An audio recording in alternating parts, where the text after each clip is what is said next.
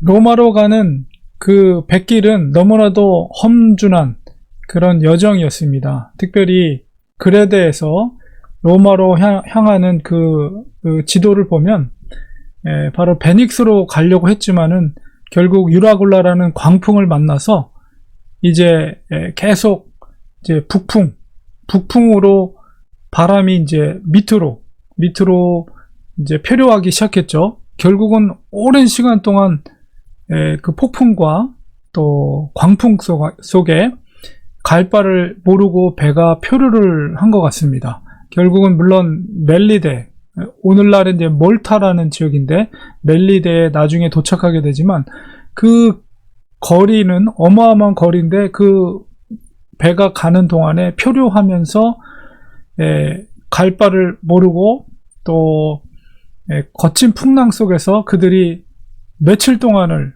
먹지 못하고 모든 소망이 사라진 상태였습니다. 더군다나 배에 있던 많은 짐들을 버리고 얼마나 그 배가 뒤집어지는 것을 막으려고 했으면 어저께 본문 속에서 배를 움직이는 도구들, 중요한 도구들, 어쩌면 그게 생명과 직결된 문제일 수도 있는데 그들이 그 배의 도구들조차도 버렸습니다. 그래서 배의 무게를 가볍게 해서 배가 뒤집혀지는 것을 방지하기 위해서 그렇게 행동을 한 것이죠.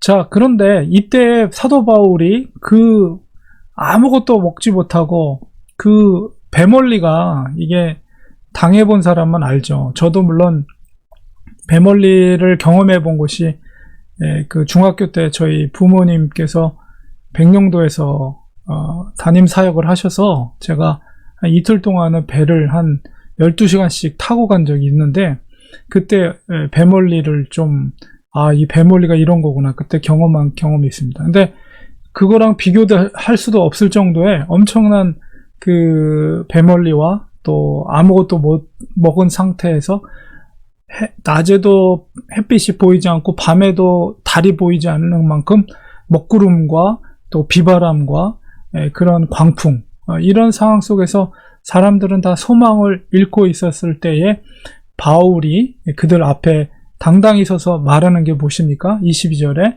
이제는 안심하라.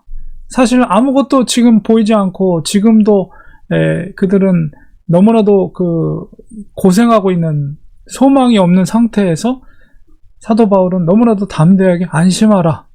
너희 아무도 생명에 손상이 없을 것이다. 다만 배는 파손될지 모르지만 너희 생명은 아무도 손상되지 않을 것이다. 이런 말씀을 하는 거예요. 그 이유는 바로 그날 전 바로 어젯밤에 바로 하나님의 사자가 바울에게 와서 말하되 두려워 말라. 내가 가이사 앞에 또 서야 하겠고 이거는 이제 벨릭스 앞에서 재판을 할 때 그곳에 2년 동안 머무르면서 가이사랴에서 하나님이 주신 비전인데 그것을 다시 한번 그 배 가운데 있을 때에 그 비전과 사명을 그에게 또 말씀하신 거죠. 그리고 더 나아가서 하나님께서 너와 함께 항해하는 모든 사람들을 내게 주셨다.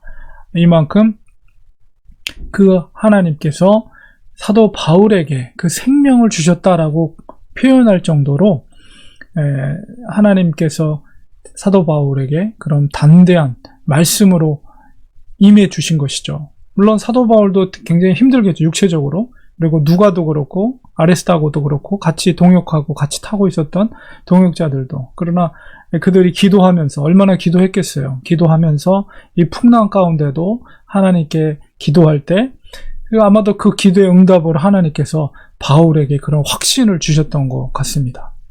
그래서 그들에게 안심할 것을 이야기하고 그의 담대한 믿음을 선포합니다.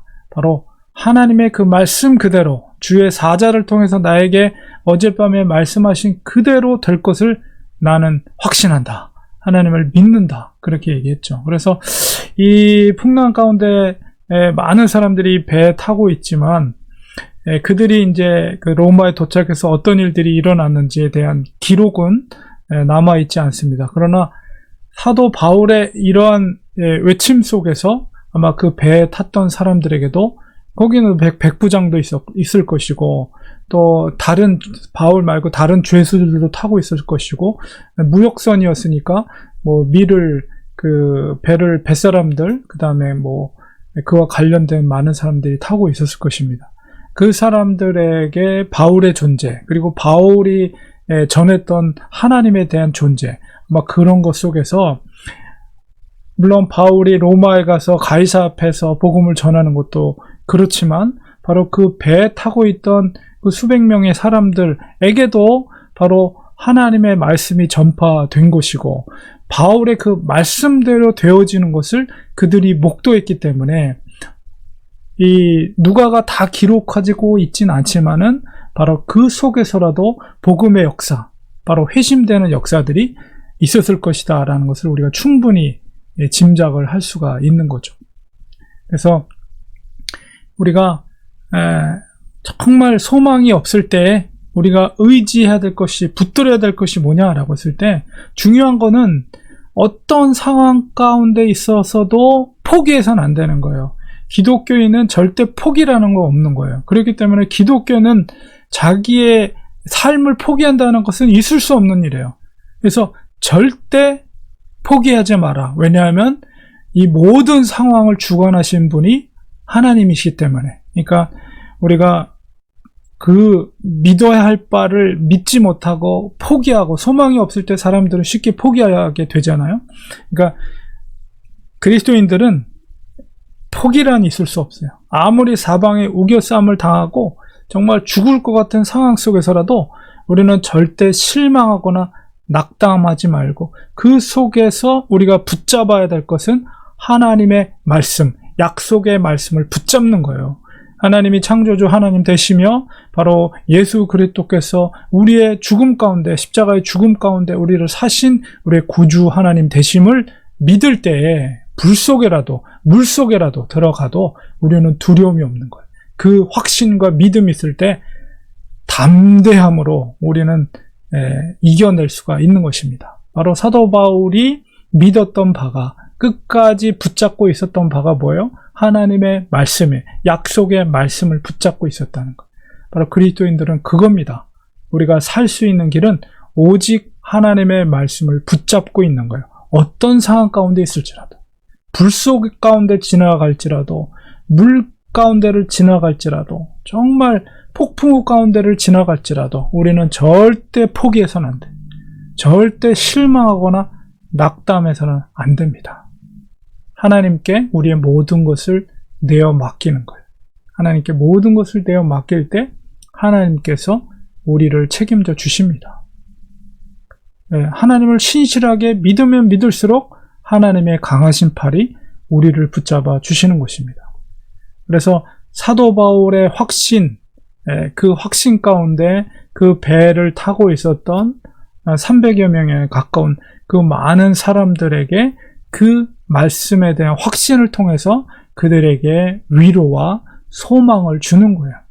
어둠 가운데 있을 때, 소망이 사그러졌을 때, 그 가운데 진정한 어둠 속에서 빛과 같은, 그 다음에 소망을 줄 수 있는 사람들이 바로 그런 확신과 신념을 가지고 있는 그리스도인이 그런 역할을 해야 하는 것이죠.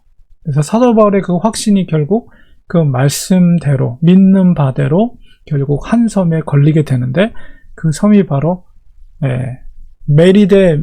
메리데라고 성경에 기록되어 있지만은 바로 오늘날의 몰타라는 지역입니다. 몰타, 굉장히 관광지로 유명한 섬이죠. 물론 이제 멜리데 섬, 그 본토가 아니라 거기 떨어져 있는 작은 섬에 이제 도착하게 되는데, 바로 그 소망이 잃었던 그 배가 결국은 이제 멜리데에 다다르게 되고, 바울의 말대로, 확신대로 하나님의 약속의 말씀이 성취되는 것을 거기 모두 배를 타고 있는 사람들이 깨닫게 되는 것입니다. 그리고 그 깨달음대로 그 속에는 분명히 저 바울이 믿는 하나님에 대해서 새로운 확신과 믿음을 갖고 거듭남의 역사가 분명히 일어났을 것입니다. 그러니까 하나님께서 사도 바울 한 사람을 가이사라에서, 예루살렘에서 로마로 보내는 단순한 사건 같지만 그 사건, 그 길 가운데는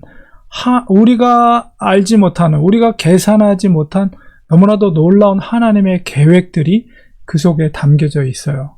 우리 사도행전은 다 그것이 기록되어 있지 않지만, 그래서 우리는 어떤 상황 가운데 있을지라도 절대 실망하거나 낙담하지 마시고 약속의 하나님의 말씀을 의지하시는 우리 그런 믿음의 우리 그리스도인이 되어야 되겠습니다. 우리 기도하겠습니다. 하나님 아버지, 풍랑 가운데, 광풍 가운데 아무것도 빛이 없고 또 수일 동안 아무것도 먹지 못한 그런 상태 속에서 많은 사람들이 죽음의 공포 앞에 좌절하고 낭망하고 있을 때 사도 바울은 담대하게 하나님의 약속의 말씀을 선포하고 그들에게 어둠 가운데 빛으로 또 절망 가운데 소망으로 그 믿음에 기초한 그런 귀한 말씀을, 생명의 말씀을 사도 바울이 전파했습니다. 바울의 확신대로 그들은 구원을 받게 되었습니다. 하나님, 육체의 구원과 더불어서 그들 중에는 분명히 예수 그리스도를 영접한 사람들도 있었을 것입니다. 바로 우리 그리스도인이 바로 그런 역할을 해야 될 줄 믿습니다.